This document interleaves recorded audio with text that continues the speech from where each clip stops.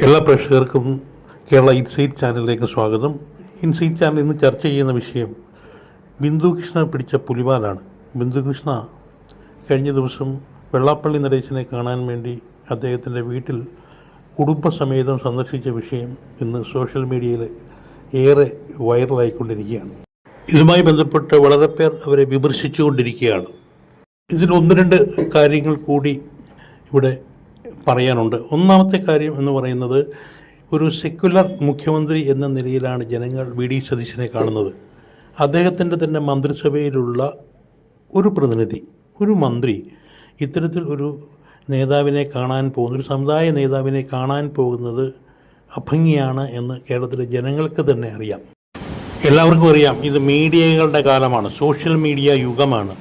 ഈ social media യുഗത്തിൽ വാർത്തകൾക്ക് വേണ്ടി ആളുകൾ പരക്കം പാഞ്ഞ് നടക്കുകയാണ്.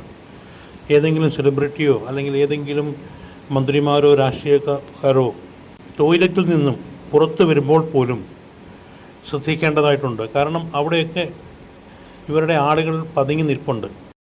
ഒരു പക്ഷേ പ്രഭാതകൃത്യം കഴിഞ്ഞ് പുറത്തു വരുന്ന മന്ത്രി ചിരിച്ചുകൊണ്ടല്ല വരുന്നതെന്നുണ്ടെങ്കിൽ ഏതെങ്കിലും ക്യാമറമാൻ ഈ ദൃശ്യം പകർത്തിയ ശേഷം അടുത്ത കണ്ടൻ്റായിട്ട് വരും, മന്ത്രി രാവിലെ പ്രഭാതകൃത്യം നടത്തിയത് മന്ത്രിക്ക് അത്രത്തോളം സന്തോഷകരമായിരുന്നില്ല എന്ന്.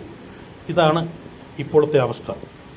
ഇത്തരത്തിലുള്ള വാർത്തകളാണ് ഇന്ന് പ്രചരിച്ചു കൊണ്ടിരിക്കുന്നത്. അതുകൊണ്ട് ചെറിയ ചെറിയ വാർത്തകൾ പോലും സമൂഹ മധ്യത്തിൽ ചർച്ച ചെയ്യപ്പെടും. ഇതൊക്കെ അറിയാവുന്ന ബിന്ദു കൃഷ്ണ ഇത്തരത്തിൽ ഒരു ദൗത്യത്തിന് പോയത് ഒരുപക്ഷെ ബിന്ദു കൃഷ്ണ വിചാരിച്ച് കാണും, എന്തായാലും സമുദായത്തിൻ്റെ പേരിലാണ് ബിന്ദു കൃഷ്ണയ്ക്ക് ഒരു പരിഗണന ലഭിച്ചത്, അല്പം കൂടെ കോൺക്രീറ്റ് ഇട്ട് ഒന്ന് മുറുക്കിയേക്കാം, മന്ത്രിസ്ഥാനം ഒന്നുകൂടെ ഒന്ന് ഉറച്ചു കിടക്കട്ടെ എന്ന രീതിയിലാവാം. ബിന്ദു കൃഷ്ണയ്ക്ക് വളരെ എളുപ്പത്തിൽ ചെയ്യാവുന്നൊരു കാര്യമുണ്ടായിരുന്നു.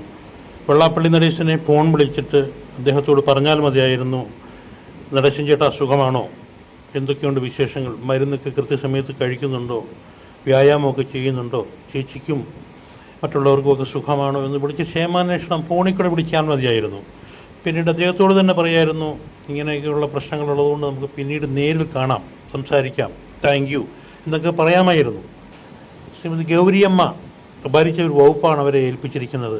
വി.ഡി. സതീശൻ കഴിഞ്ഞ ദിവസം സംസാരിച്ചത് ഈ വകുപ്പിൽ കുറേ ഏറെ കാര്യങ്ങൾ ചെയ്യാൻ ബിന്ദു കൃഷ്ണയ്ക്ക് കഴിയും എന്ന ഒരു പ്രതീക്ഷയാണ്. ആ പ്രതീക്ഷ ഇത്തരം സമുദായ നേതാക്കന്മാരെ കണ്ട് സമയം കളയാതെ അവരുടെ വകുപ്പിൽ ശ്രദ്ധിച്ച് കേരളത്തിന് വേണ്ട വികസന മുന്നേറ്റം നടത്താൻ തങ്ങളുടെ വകുപ്പിനെ പര്യാപ്തമാവുക അല്ലെങ്കിൽ പര്യാപ്തമാക്കുക എന്നതാണ് ബിന്ദു കൃഷ്ണയ്ക്ക് ചെയ്യാനുള്ളത്. ബിന്ദു കൃഷ്ണയുടെ ഓരോ നീക്കങ്ങളും ഈ വകുപ്പുമായി ബന്ധപ്പെട്ട് ജനങ്ങൾ ഇനി ശ്രദ്ധാപൂർവം നോക്കും.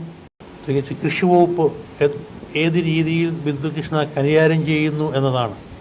കഴിഞ്ഞ മന്ത്രിസഭയിലെ വനിതാ മന്ത്രിമാരെ ഒക്കെ ഒന്ന് ശ്രദ്ധിച്ചാൽ നിങ്ങൾക്ക് മനസ്സിലാവും. അവരൊക്കെ വീട്ടിലിരുന്ന് പിള്ളേരുമായിട്ടൊക്കെ കാര്യമൊക്കെ സംസാരിച്ച് ഒരു കുടുംബജീവിതം നയിക്കുകയാണ്. അവരോട് ടേക്ക് റെസ്റ്റ് എന്നാണ് കേരളത്തിലെ ജനങ്ങൾ പറഞ്ഞിരിക്കുന്നത്. അപ്പോൾ ഇനിയും തിരഞ്ഞെടുപ്പുകൾ വരും. കൊല്ലത്ത് ഇനിയും സ്ഥാനാർത്ഥി ഉണ്ടാവണം. ബിന്ദു കൃഷ്ണ ശ്രദ്ധിക്കേണ്ടത് ഇത്തരത്തിലുള്ള അറിയാൻ വയ്യാത്ത ജോലികൾ ചെയ്യരുത്. ബിന്ദു കൃഷ്ണ ശ്രദ്ധിക്കേണ്ടത് ഇത്തരത്തിലുള്ള അബദ്ധങ്ങളിൽ ഒന്നും പോയി ചാടരുത്. പറഞ്ഞു തരാനും നമ്മളെ മോശപ്പെട്ട രീതിയിലും ഒക്കെ നയിക്കാൻ ധാരാളം പേർ കൂടെ ഉണ്ടാവും. അവരുടെ വലയിലെങ്കിലും പോയി ചാടരുത്. മുമ്പോട്ടുള്ള എല്ലാ നീക്കങ്ങൾക്കും അല്ലെങ്കിൽ മുമ്പോട്ടുള്ള എല്ലാ പ്രവൃത്തികൾക്കും ജനങ്ങൾ കൂടെ ഉണ്ടാവും, ഒപ്പം ഞങ്ങളും. വീണ്ടും അടുത്ത വീഡിയോയിൽ കണ്ടുമുട്ടാം. നന്ദി, നമസ്കാരം.